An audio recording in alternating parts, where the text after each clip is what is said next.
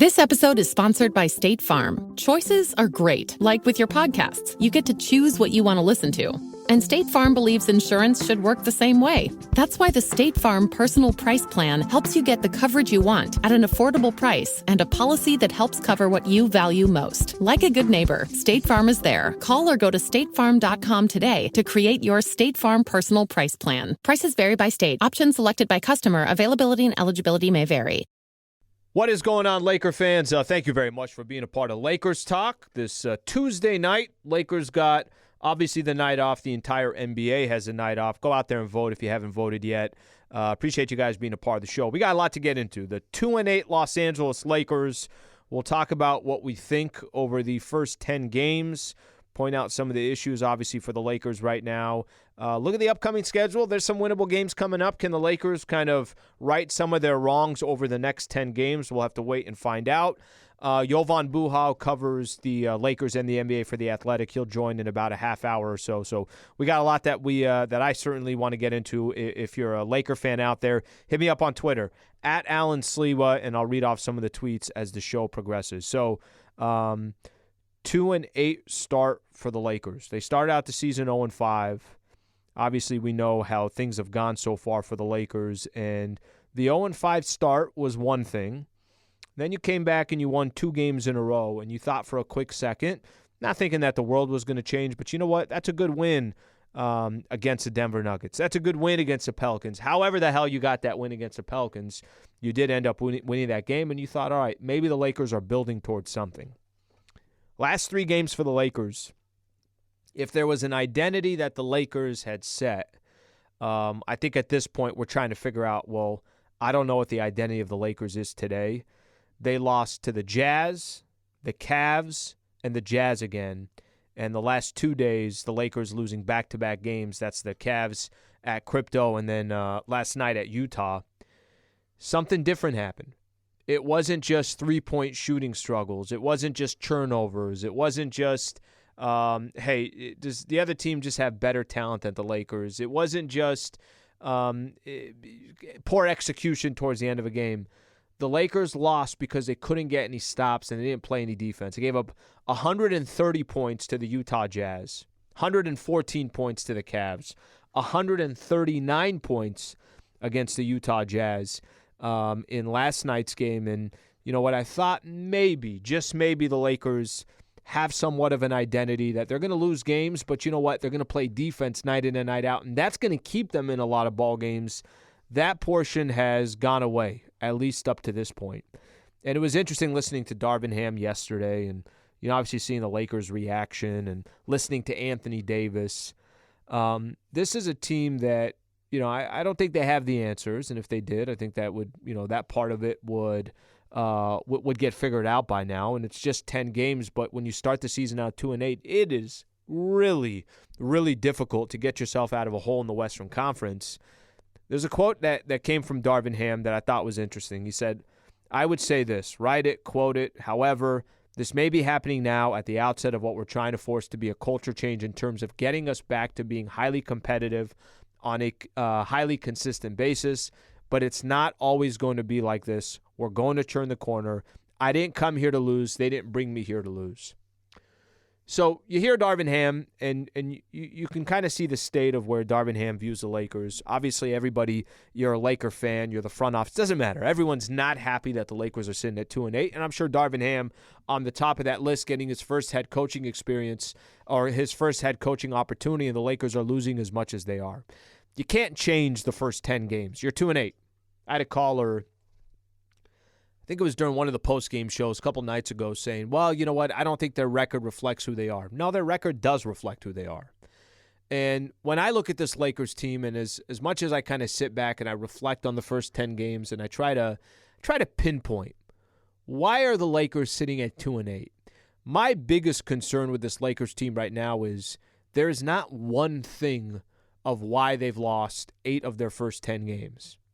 And, you know, you might say, look, they just had a really difficult schedule to start off the year. You can make that argument. It's kind of weird that their 2 wins are against 2 playoff teams, the Nuggets and the Pelicans. The Warriors have struggled. The Clippers have struggled. The Portland Trailblazers, you thought was going to be one of those games that you could chalk up as a W, and they should have won that game, even though they've got off to a great start.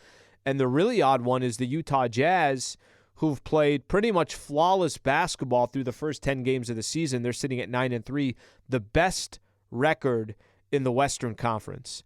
My issue, I think, with the Lakers right now is if you're not a defensive team, if you're not a team that can shoot threes on a consistent basis, if you're not a team that through 10 games we know what your identity is, that's the part that concerns me the most. Because if the Lakers were losing games and they're 2-8, but you could look at 4 of those games and say, hey, they're right in it at the end, and then either some poor execution or Donovan Mitchell hit a crazy shot or Jordan Clarkson pulled up for 3, he's never going to hit that shot.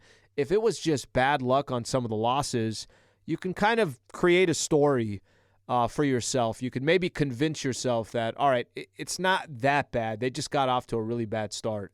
I don't think that's the case with the Lakers right now. I think they're getting beat by just better teams. And who would have thought that the Jazz, the Blazers, that these are better teams than the Lakers? Over the last couple of years, we spent a lot of time talking about the Lake Show, and we would say, well, just if LeBron and Anthony Davis are healthy, they're going to be a good team. They could hang with anybody, but those two have to be healthy. And by the way, I'm one that was, for a lot of time, I was one that was kind of what I would agree with that. But now you got LeBron. LeBron's only missed 1 game out of these 10. AD's only missed 1 game out of these 10, but they're still sitting at 2-8. And we know some of the struggles both of those players have had, whether it's LeBron, who's having career lows as far as shooting percentage goes. He's struggling from the three-point line like I've never seen. And it could very well be health. And by the way, if it is health, that also kind of goes into play of the 20th season in the NBA. At some point, he's going to act his age. And even with that, he's still going to put up 25 and 6 and 6 or whatever his numbers are. But he obviously hasn't been the same player through the first 10 games. Anthony Davis, there's kind of this back and forth. We had a game before the game yesterday against the Jazz. He went through this stretch where he had 3 straight games where he had 3 total shot attempts. Pelicans, Jazz, and the Cavs. He had 3 total shot attempts in the fourth quarter of those games. So he's had kind of moments where, AD, his numbers might look good, but how much is he impacting the game? How much is he taking over in the fourth quarter? And the answer is not much. So that's where we are through the first 10 games. So if I try to just give a quick little recap of the Lakers through the first 10, of course there's concern, and I think every Laker fan feels the exact same way. I don't know what will turn it around, how it will change. And for the Lakers right now, they've had LeBron and Anthony Davis in most of those games, and Russ coming off the bench for a handful of games, which is, obviously seems to be working, and they're still losing games. They're losing by double digits, at least in these last 3 games. So they got a lot of work to do, and I will point this out here. This might be the one positive thing here. They got some really winnable games coming up in the rest of November.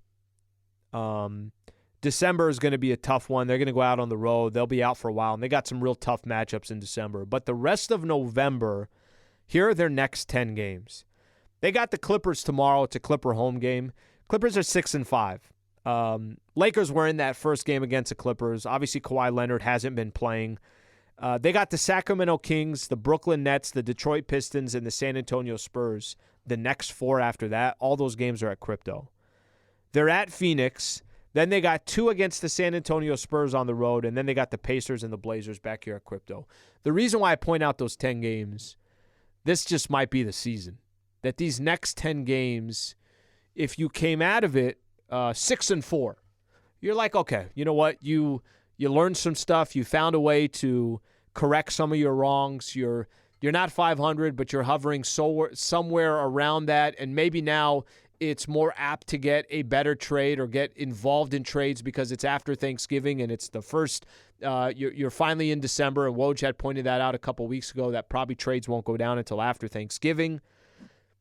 But if you're not 8-12 and they're sitting at 5-15, that could very well determine your Lakers season. Through the first 20 games, you're 10 games below 500, and you got this really tough stretch coming up in December. I really actually think, the more that I give it thought, that these 10 games for the Lakers, these next 10, probably determine the season. And I don't want to try to sound dramatic here, but you'll figure out, hey, is it worth going out there and still making a trade because you're still in the mix and you're starting to play some better basketball? Or is it not worth making a trade because you're going to give up way too much draft compensation and there's no correcting where the Lakers are? That's what I feel like these next 10 games are for the Lakers. So keep that one in mind, Laker fans. And I know for every Laker fan that's out there, you're hoping things start to change, but I also think that you're only able to control so much. Lakers Talk is presented by Valvoline Instant Oil Change. Just pull up, drive in, and drive out in about 15 minutes. Visit SoCalOilChange.com for location and game-winning coupons off your next Valvoline Instant Oil Change. We appreciate their partnership here on the show. It's interesting. Last night I'm watching the game, listening to it. Lakers taking on the Utah Jazz. And I cannot tell you, something was happening with the Utah Jazz that, and this in my opinion, is something going on with the NBA right now. The teams that are playing solid basketball, it does not have to be star power. And the Utah Jazz are a perfect example of that. Now, I'm not telling you that in 30 games or in a couple months from now, the Jazz are still sitting atop the Western Conference. I know that was what nobody predicted. Portland's 7-3. Denver 7-3. Dallas is 6-3. Then you got some surprises. Clippers only a game over 500. The Warriors sitting at 4-7 randomly. I'm paying attention to the teams that the Lakers have played so far. There's a theme to some of them. And I think Utah and Cleveland are the ones that pointed out the most. They don't have superstars, but they got a lot of good players that just know their role and are playing team basketball. And, it's easy sometimes to look at the Lakers at the height of what LeBron and Anthony Davis were. And I'm talking about that championship year. You can have two guys that carry a squad, but damn was Rondo important and Dwight Howard important and KCP and Kyle Kuzma and JaVale McGee. Go down the list of all the players, Danny Green, that were contributing for this Lakers team. And watching Utah yesterday, I saw a team that I don't know who's going to shoot the ball. I don't know who's the bigger, I don't know who their real threat is. They had 7 guys score the ball, or 7 guys scoring double figures. They put up 139 points against the Lakers, and Lakers really had no answer for just a random team like the Utah Jazz. The Lakers had no answer for, and it wasn't star power. That's why I kind of stop for a quick second when I say that, because we might be at a stage right now in the NBA. I know Giannis is your star with the Milwaukee Bucks. I know Tatum is a star for the Boston Celtics. I know that, Devin Booker, you could say, for the Phoenix Suns. But, man, if you don't have 6-7 players that can contribute on any given night, it is tough to win in the NBA, and we're seeing that right now for the Lakers. Okay, a few things we'll do when we come back. I always kind of look at individual performances. I'm going to spend a little time here on Anthony Davis. I always look at individual performances, and AD he's had an interesting stretch for the Lakers so far this year, interesting couple of years for the Lakers, and you're starting to hear more and more now, hey, should the Lakers shop Anthony Davis? I want to bring that up as a conversation going forward, so stay right here. Appreciate you guys being a part of the show. This is Lakers Talk on 710 ESPN. This episode is brought to you by Cricket Wireless. People who come to Cricket stay with Cricket. Why? If you ask someone who has the 4 lines for $100 plan, the decision is pretty easy. They might tell you they're all about the super fast nationwide 5G with unlimited data, or that they love paying only $25 per line each and every month, or that they definitely don't miss arguing with their family about who went over the data limit again. But don't take it from me. Ask them yourself. Cricket may temporarily slow data speeds if the network is busy. Discount varies per line. Cricket 5G requires a compatible device and is not available everywhere. Fees, terms, and other restrictions apply. See cricketwireless.com for details. All right, Lakers with the night off. They got a game coming up tomorrow against the Clippers, Crypto.com, Clippers home game. Clippers sitting at 6-5 on the season. They came back while the Lakers were taking on the Jazz yesterday. I thought that the Clippers were going to lose. They went on, I want to say, a 15-0 run. They were down 12 against the Cavs with a few minutes left in the game. They went on a 15-0 run, ended up beating the Cavs by 2.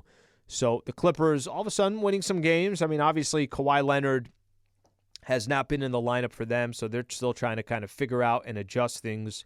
But they got off to a really rough start and then beat the Rockets in a couple of games, beat the San Antonio Spurs, and then lost to the Jazz like everybody seems to be doing, and then beat the Cavs yesterday. So they're 6-5 on the season.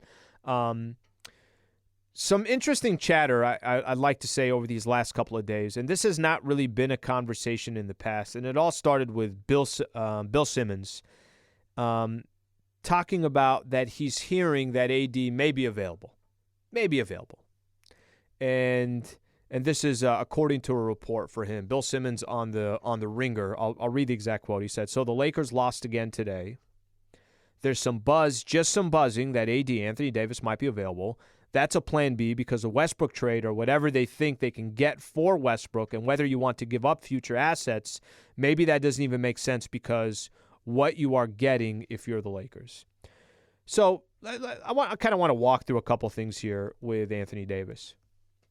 AD is not the same player he was a couple years ago, period, point blank. I don't want to, some of it obviously has to do with your availability. But Anthony Davis, I'm going to use the stats this year, 23 points, 10 rebounds so far this year. So per game, 23 points and 10, almost 24 points, just under 24 points. I always look at Anthony Davis and, a couple things come to mind when I watch AD on a night-to-night basis. I look at stats, but I pay less attention to stats for Anthony Davis. For me, it's how are you impacting the game? That's the thing that I care most about with Anthony Davis. He had a couple plays last night against the Jazz, specifically early in the game, which is not uncommon for AD. He has a better first half than he does a second half, and I can't tell you why. He had some moves where it's perfect footwork. It's a perfect spin move. It's a perfect drop step. And Anthony Davis looks like, wow, how does anybody stop this guy? And Lakers were going to him early, too. Maybe without LeBron James, there was more of a focus to say, okay, let's run everything through Anthony Davis.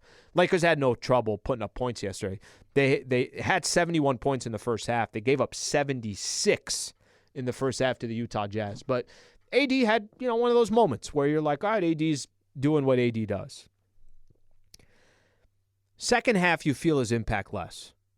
And we've had that happen with Anthony Davis. And I think through the course of 4 quarters, nobody's telling you that he's going to be Hakeem Olajuwon or Shaq or anything like that.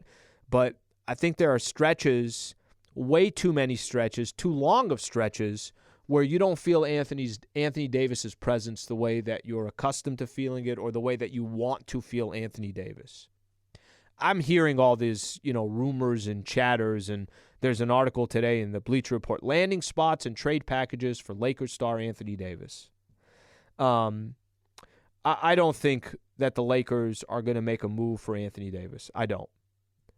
And, part of the reason why I think that is I think they're still trying to, as best as they can, compete with LeBron James and Anthony Davis and figure out the rest of the roster. And I get it for those who are saying, well, no, let's just see what Anthony Davis can get you. I understand where that's coming from. And listen, if you're the front office right now, when you're 2-8, and you have LeBron James and Anthony Davis on your team, and Russ, and you're 2-8, then I think there's no scenario out there that you don't explore, because you're thinking about how can you make the Lakers better today. You're thinking about how you can make the Lakers better in a year, 2 years, 5 years, 7 years. I mean, you have to be thinking that if you're obviously running the front office for the Lakers. A lot of the chatter has been around Russ. What can you get for Russ? How much draft compensation are you giving? And that's why I kind of go back to this. I think these next 10 games will decide the Lakers season of what they're going to do. Are they still going to go trade Russ? Are you going to give up more draft compensation? Are you going to take advantage of some of these teams that are not good over the next 10 games and maybe convince yourself that, hey, you could still hang around, and if you go make a trade and you go get the right support and the right role players, that Bron and Anthony Davis can still be a real threat for the rest of the year. It's tough to say that and believe it at this point, especially when you're 2-8. But I think the Anthony Davis chatter, I understand it and I get it. I don't think Anthony Davis tomorrow is going to become a top 5 player. I saw before the season started, I think it was Kendrick Perkins that put out there that he thought Anthony Davis was going to be MVP this year. And immediately I was like, nope, Kendrick, don't do that. Yeah, don't do that, because I was doing that for the last 2 years. Trust me when I tell you, do not put those expectations on Anthony Davis, because I don't think AD is going to deliver that. And I think so far this year, he has been pretty much the same big man that he was the last couple years. The difference is he's actually in these games. He's played 9 of 10 games so far this year. It's great. You want to see Anthony Davis in as much as possible. But is his impact taking over the way that the Lakers need it to be? No, it's not. Is he a player right now where you say to yourself, okay, this is the franchise piece, and we could easily build around this guy to go compete for the next 5 years? I'm not seeing it. And, hopefully some of that changes as the season progresses. But the Joel Embiid, the Jokic, the Giannis Antetokounmpo, those conversations are long gone, and those are probably the only 3 big men that you could look at in the NBA and say, yeah, you can go build a franchise around those guys. It was once the case for Anthony Davis, but I don't see it currently. And when it comes to the conversation of should you shop Anthony Davis, should you trade Anthony Davis, I think all that stuff will figure itself out when you figure out what you want to do as a franchise moving forward. And I don't think that part is clear yet. If you did shop Anthony Davis, aren't you saying, okay, hey, this chapter is over. We're going to start moving on. I mean, Bron is in his 20th season, so are you saying, okay, you're still going to go build around LeBron James? That doesn't sound like that is, you really have to have the right pieces if you're going to do that. That's why I prefer, if these next 10 games, Lakers are still in the mix and they start playing some better basketball, and you listen to Darvin Ham saying, I didn't come here to lose, and these things are going to change, and the Lakers actually do kind of start changing the tune over the next 10 games, I'd rather still go see what you can go get for Russ and, whatever that draft compensation looks like, and get some real role players, if it's the Miles Turner, Buddy Hield, or one of those types of trades out there that you feel like you can still compete. Lot to figure out. I mean, I'm not going to sugarcoat it myself. I think nobody really has the answer right now of what the Lakers should do. Nobody really has the answer of how the Lakers are going to make, how they're going to improve all this stuff. The AD part, the not showing up really in the second half and the fourth quarters for me is the most, that's the most frustrating, because that's when you need Anthony Davis the most, and that has not been the case so far for the Lake Show. So there's a couple things here that Jovan Buha, the Athletic, he's coming up here in a few minutes. But there's a couple things, if you go look at in the NBA right now, I'm having a difficult time trying to figure out who are the teams right now. I think the Bucks is an easy one. Yeah, you knew they were going to be a problem. In the Eastern Conference, you figure I think Boston will still be in the mix. But go look at the Western Conference right now. The West is throwing me off a little bit. Memphis is 7-4. Dallas is 6-3. Clippers are 6-5. The Pelicans and the Spurs are playing 500 ball. Minnesota's only playing 500 ball as well. The Golden State Warriors are 4-7. Probably should have lost that game to the Sacramento Kings yesterday. The West is weird. The Western Conference is I guess the best way that I can put it, very unpredictable on a night-in, night-out basis. That maybe is where I hold a little bit of hope, is that I look at the Western Conference, I say, okay, I know there's certain teams that will be there when the dust settles. I know there's certain teams that will be in the playoffs when the dust settles. But it's random, very, very random right now, the way the Western Conference looks. And I guess we'll see if things start making more sense as the season progresses. Okay, Jovan Buha of The Athletic covers the Lakers and the NBA for The Athletic. He always does a great job around Lakers basketball, and I'm curious to get his thoughts on what he's noticed so far, how he feels, where he feels the Lakers are, and if any of this stuff's going to improve in the near future. So we'll do all that coming up next. Stay right here. This is Lakers Talk on 710 ESPN. This episode is brought to you by Made in Home, your source for design-driven luxury furniture. Each piece is made with premium materials, timeless design, and quality craftsmanship. And their in-house design team offers complimentary interior design services to help you find the pieces that work with your layout and style. Made-to-order pieces ship in as little as 2 weeks, or shop in-stock ready-to-ship options. Discover the collection at MAIDENHome.com. All right, welcome back to Lakers Talk. Want to welcome in Jovan Buha of The Athletic, covers the Lakers and the NBA for The Athletic.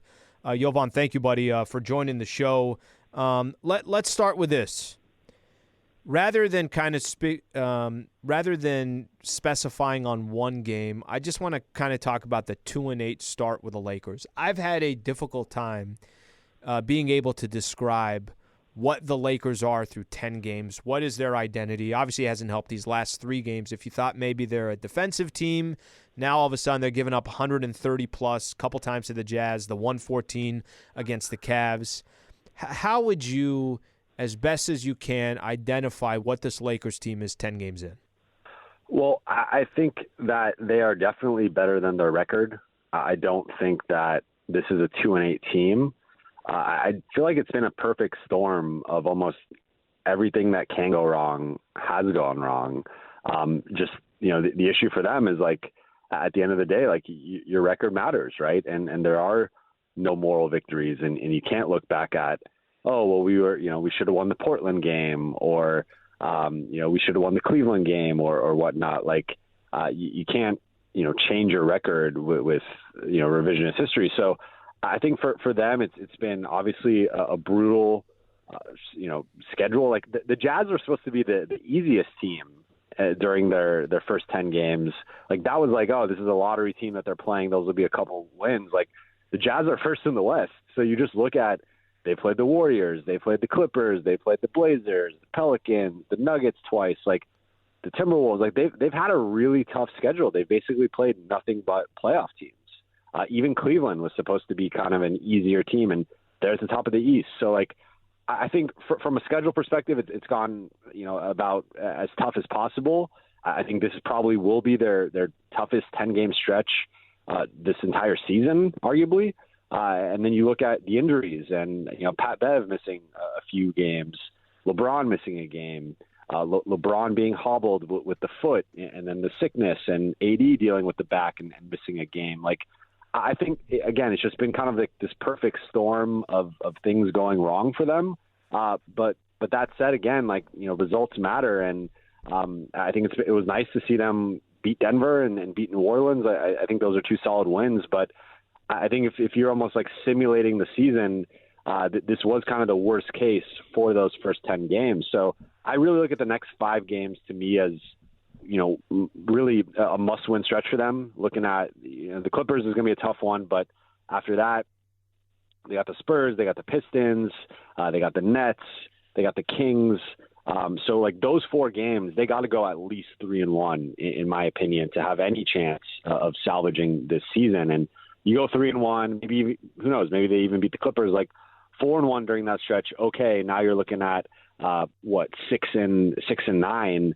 Like, that's a little bit more palatable. But if they go 2-3 or 1-4 or something, the season's it feels like the season's almost over before Thanksgiving. As crazy as that sounds. Well, it's funny because Jovan, I was actually just talking about that. We're looking at the schedule, and I said that I think these next 10 games are your season. That's going to basically determine if you're getting closer back to 500, and now maybe the timing is there where trades are more open and there's opportunities to do this, that, whatever the case is, or why even make a trade at this point? So let me actually walk you through these next 10 games. By the time November is done, you mentioned the Clipper game, okay? The Sacramento game after that, 4-game homestand, Sacramento, Brooklyn, Detroit, and San Antonio. None of those 4 teams. And listen, the Lakers don't get the benefit of the doubt. They could lose any of those games. However, it wouldn't also be crazy if the Lakers win games against the Sacramento Kings or the Spurs, just because these are not, obviously this is not the upper echelon of the West. After that, at Phoenix, 2 road games against the Spurs, Indiana and Portland to close out the rest of the month at Crypto. Let me throw this your way. Let's say the Lakers in these next 10 games, because it's the matchups that I mentioned, let's say they went 7-3. How does that change everything, you think, as far as, okay, you know what, the Lakers, they are going to go trade Russ, and they are going to go make moves, and they are going to give up some draft capital, or if they went 3-7, can you kind of just explain how being 5-15 or being 9-11, how that changes the Lakers' future after the month of November. Yeah, it's a big difference. The Lakers have been targeting that kind of end of the month, Thanksgiving-ish range as the time when they want to make a decision on the roster of, where are we at in the West? How competitive are we? Is it worth giving up future draft capital? Do we have a shot? And if you're 5-15, you don't have a shot, right? Like already it's looking tough to kind of see this team cracking the top 6 in the West with just the start that they've had. So you're already kind of looking at it like best case scenario for this team right now is probably 7 seed, play-in team. And that's the ceiling, right? Like, and we kind of are seeing the floor right now. They're on pace to win 16 games and they're not going to win 16 games, but it's just, they've had a brutal start. So the difference between 5-15 and 9-11 to me is massive. And if they can show some life and go 7-3 or 8-2 or maybe even 6-4 during these next 10 games and get to an 8-12 and 9-11 at 10-10, like that to me is where it's okay. We got 60 games left. We're about 500. We can win 40 plus games. Let's go get a Miles Turner and a Buddy Hield. Let's go get a Jakob Poeltl and a Josh Richardson. Like let's go make a move that's going to upgrade the starting lineup and the rotation. Those 2 moves in particular, I like just because I think the center position has been pretty rough. And, the Lakers did not enter the season wanting to start AD at the 5. They had wanted to start him at the 4. But I think Thomas Bryant's injury, Damian Jones's play, like they don't have a lot of center depth in general. Like that has caused AD to play exclusively at the 5. And I think if you could get a Miles Turner or a Jakob Poeltl, that would upgrade the starting lineup. That would upgrade the rotation overall. So I think for them, it's really going to come down to where are we at around that 20-25 game mark. And if they are 5-15, I think it's kind of a wrap. And you just say, okay, we're going to keep Russ. We're going to keep our future picks. And, maybe we have a miracle kind of finish to the season, but most likely we're a lottery team and it just kind of is what it is. But if they show some life, kind of get closer to 500 as you're suggesting, that's where I think it's worth. Let's just go all in and try to give ourselves a shot. And I think you can make the case that they probably should have done that before the season, and they might not have been in the current spots that they're in. But they're 2-8. It is what it is. And if this team has any life, they have to show it over the next 10 games. Otherwise, I do think it's probably a wrap. Jovan Buha covers the Lakers and the NBA for The Athletic, joining Lakers Talk here.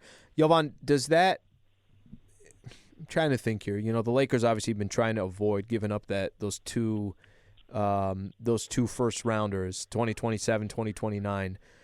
Does that change anything if they are sitting at 9-11 or something like that, and you're at the end of the month? What is Pelinka from the offseason to the end of November? What was the hope? The hope was the asking price would come down. The hope is that teams would say, you know what, we just don't want to win games, and we're in a position right now where we might as get rid of some of our role players and get some draft capital. Why do you think that the asking price to go get Russ's contract and everything else and to go give up some role players, was the strategy that the asking price would come down by the time you reach December 1st? Yeah, well, as I and my colleagues at The Athletic reported a few weeks ago, there wasn't a consensus within the front office. Ultimately, they had revisited the Indiana deal right before the season started, but there was not a consensus among the group, and Jeannie Buss wanted a consensus to move forward with such a big decision of, trading 2 future firsts and just kind of all that comes with it, with the limited resources the Lakers currently have to trade. That was obviously a very big decision, and there was not a consensus in the front office. So that ultimately was why they didn't make a move before the season. But I also think that there was a strategy behind it, and it was a multifaceted strategy of, you mentioned the asking price going down. And with each day that passes, Russell Westbrook's contract is a little bit less. He's getting paid every couple of weeks, and so it's no longer a $47 million expiring. It's, I don't know exactly how many pay periods have passed, but that's in, the low 40s now. So every day that passes, Russell Westbrook's contract becomes more valuable as a massive expiring contract, the closer they get to the trade deadline. So that inherently was going to raise the value of that contract. But as you said, I think at the time they were kind of looking at, okay, maybe Indiana, maybe Utah, maybe San Antonio. But in waiting, you have the possibility of other situations arising. I know Chicago is one team that they've had their eye on and a situation they've been monitoring. And, Charlotte is another one that's been out there. So, I think for them, just kind of looking at the league landscape of, is there a team that thought they were a playoff team that is underachieving and maybe they're willing to move some of their starters or maybe even a star that gets disgruntled in a situation. So they just felt that there'd be more options the longer they waited. And then third, and this is kind of might end up being the most important one, is they wanted to see how good they were, right? And kind of evaluate if we are 5-15, if we are 4-16 or whatever, is it even worth making a trade? Sure. And sure. I think it's kind of rough because they had such a tough schedule that I think it is hard to evaluate this team. I think they've had the toughest strength schedule in the league. If they had even a league average schedule, I think we're talking about a 4-6 start, a 5-5 start, even with kind of everything going wrong that's gone wrong. I think they had a slightly easier schedule. They played in Orlando, they played at Houston, they played at Detroit. This is a team that I think is 4-6, 5-5, and we're having a different conversation right now. But because of how tough it's been, we're looking at a 2-8 record. And I think for them, again, kind of a bigger sample size of 20, 25 games, they can really evaluate, okay, now we've played, we played some hard teams, but we've also played some easier teams. And if they can't beat the Detroits and the San Antonio, they should go 3-0 against San Antonio. They should win all three of those games. They can't do that. They can't beat Detroit. They can't beat Sacramento. It's a different I don't know story. if Miles Turner and Buddy Hield are even moving the needle there. So I think for them, there's still an evaluation period of the roster, and there's also other moves they can make. It's not just trading Russ. You could potentially trade a Kendrick Nunn, a Patrick Beverley. You could attach one pick to one of those guys and do a smaller deal. But right now, I think the plan continues to be, if we get to that 20, 25 game mark and we're at least semi-competitive, let's move Russ for something and go for it. But with the way it started, obviously, they're starting from behind. And these, as you said, these next 10 games are very critical. Jovan Buha of The Athletic joining Lakers Talk here. Jovan, I know it's just chatter, but it's going to come up, especially for the Lakers playing as bad as they are right now. What do you make of the conversation of the Lakers and, how long do you start shopping Anthony Davis? Is that an option? Is that a player that you want to kind of start looking at and saying, okay, what is the life of the Lakers without AD? What do you make of some of that chatter there? Yeah, I mean, to my knowledge, from what I've been told, there's nothing serious behind that. I think it's more of a interesting thought exercise than anything. I wouldn't be. I mean, if this season goes entirely off the rails again, and we're talking a few weeks from now, and this team is 5-15 or in that range, I think it's something you do have to consider.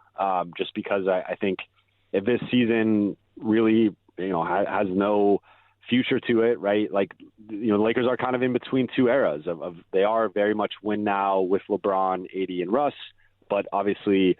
They are trying to maintain their draft capital and look toward the end of the decade and kind of build out the best future, realistically possible. So I think in that case, you do consider it, but I don't think they're trading, if they do end up trading AD or exploring those, that's possibility, you're not really trading him from a position of strength right now. Mm-hmm. I think they wouldn't have the leverage they would have had over the summer or after the 2020 season. So, is it worth trading AD for, if you blow them away with a package, I could see them, considering it potentially, again, depending on the record. But if they're getting, a couple of interesting young guys and maybe a couple picks, that to me isn't worth it and doesn't move the needle. And of course, what AD wants matters, and maybe, who knows, things get sour and he wants out. We don't know. But I think for now that's more of a thought exercise than anything substantial.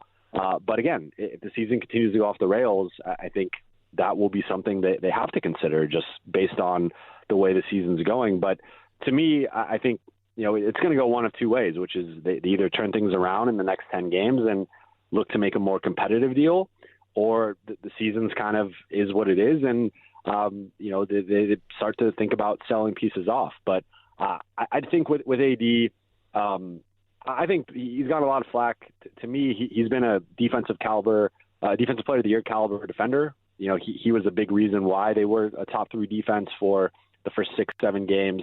I know the touches have been an issue, and part of that's on him, part of that's on the coaching staff, part of that's on his teammates. Like, I think that the blame pie goes all the way around. But like, I still think with AD, like at his best, he's a top 10 guy in the league. I still think that, and I personally would not be willing to give that up unless I was blown away by the package. And again, I don't think the Lakers are selling him at a high point right now. And so I think for them, it's something that is a plan. I don't even know if it's a plan B. I think it's more of like a plan D or E. Sure. With the season going off the rails. But as of now, I don't make much of that. Jovan, final one. I got about a minute here.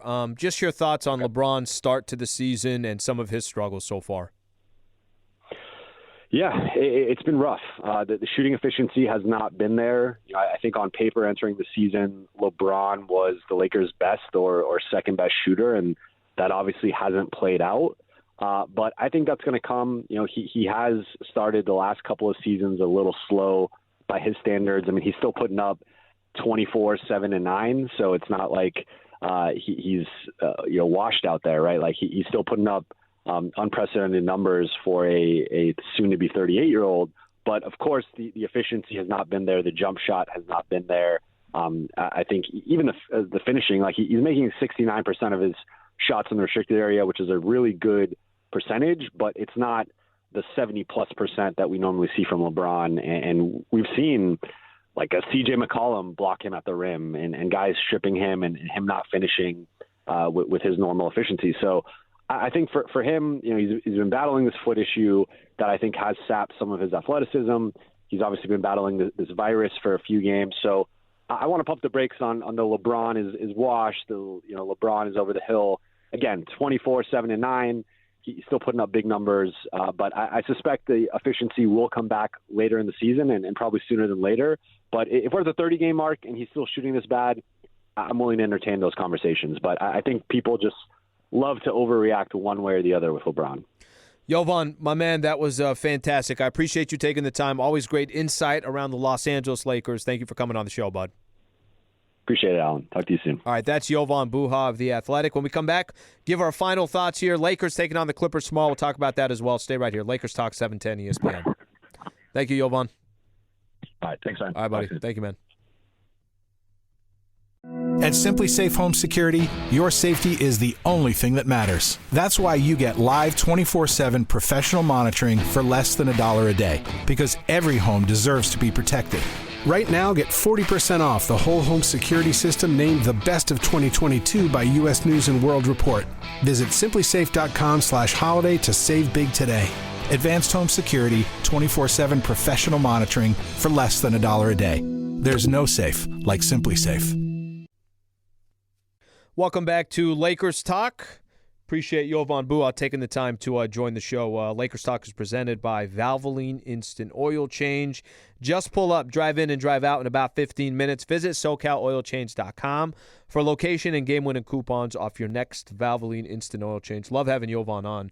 He does such a great job, and I think that conversation, that perspective about, all right, you're through 10 games, you're 2-8. It's in my opinion, it's the worst start that you could have came up with. I've already kind of went through all the details, so I don't have to do that again. But we won't look behind us. These next 10, he was mentioning the next 5 games. I think it's the next 10 games that determine your season. I really do. You got winnable games, and if all of a sudden you win 7 of 10, and now you're closer to 500, and you have an opportunity, you're 9-11 by the time you're 20 games in, then I think they are going to say, all right, well, we're in the mix here. We kind of weathered the storm. Let's go get a couple good role players out there. Hopefully the draft compensation that other teams are asking for has come down. Maybe there's some teams like Jovan mentioned that thought they were going to be a playoff team, and now all of a sudden they look like they're not, and they want to start selling. And it's not just the, the Indiana Pacers and the San Antonio Spurs that are the conversation. Maybe there's other teams that say, okay, well, we don't need 2 first-rounders. We'll take 1 and a second-rounder, whatever the case is. That's the best-case scenario is the Lakers, they play over the next 10 games like a pretty good basketball team against bad opponents and do some damage. And then they could go make a trade, and we could kind of all convince ourselves, all right, the Lakers are in the mix here. Their team is better. They got better role players. They found a shooter. They got a guy playing alongside Anthony Davis that's a big that can also go out and defend. The other scenario is you go 3-7, and you're 5-15 through 20 games. I think you already answered your question. There isn't a trade that's going to save the season. There's no point of trying to save the season. That you're not a good team. And if you go 3-7 in these next 10 games, that means you're losing games against the Spurs or the Pistons or the Sacramento Kings or the Pacers or the Blazers again. That is, I really do feel that's going to determine what the rest of the season is going to be and how the Lakers kind of approach, how the front office approaches the trade deadline, going to make trades or whatever the case is. I think a lot of that is going to be determined over these next 10 games. I spend time and I do this, and I think this is kind of a fun exercise to do. You haven't convinced or sold anybody through the first 10 games that you're even a 500 ball club. What are you going to convince over the next 10 games? Because you start walking into December, I don't even want to get into what the December schedule looks like. If you're 5-15 walking into December, your season is a wrap. They go on a 6-game road trip right out the gate, and it's Milwaukee and Cleveland and Toronto and Philly and Washington, all teams that I think will be playoff teams. Then you got home games against Boston and Denver. Then you're back on the road. You got Phoenix and Miami and Atlanta and Dallas. I mean, December's brutal. So if you thought the beginning of the schedule was going to be tough for the Lakers, it doesn't get all that much easier. Okay, I'm getting way ahead of myself here. All the Lakers can really control is the games that they got coming up. Lakers got the Clippers coming up tomorrow. 5:30 will be the pregame show. 7 o'clock will be the tip-off. Clippers have played .500 basketball. They're 6-5. It's a winnable game. I'm not one to give the Lakers benefit of the doubt, but this is one of those games where they played the Clippers, second game of the season. You thought they had chances to win that game. We'll find out if the Lakers can, start out this next stretch of 10 games with some W's. It will start tomorrow against the Clippers. Quick shout-out here. Appreciate everybody who was listening to the show. Thank you to Jovan Buha, The Athletic, Michael Funches, Mario Ruiz, Laura Romo. Appreciate everybody internally as well. If you did miss the show or you missed part of the show, you can always go back on ESPN LA on the app. The podcast, Lakers Talk podcast, is there as well, so you can catch the full 1 hour of the show. LA, always appreciate you guys tuning in. Hope you guys have a great rest of your night. I'm Alan Sliwa. This is Lakers Talk on 710 ESPN.